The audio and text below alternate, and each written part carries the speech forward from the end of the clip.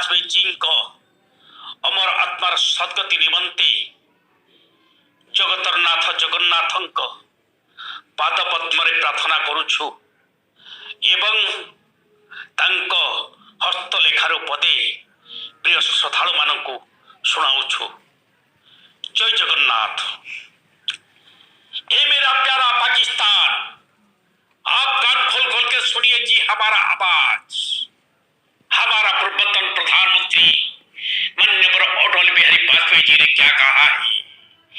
भारत पाकिस्तान पड़ोसी साथ साथ रहना है। प्यार क्या है तो बार बार क्या है, ये दोनों को ही छेना है। 3 बार लड़ी चुके लड़ाई कितना महंगा सौदा। रूस बम हो या अमेरिका, खून एक साथ बहता है। जो हम पर गुजरे बच्चों के संग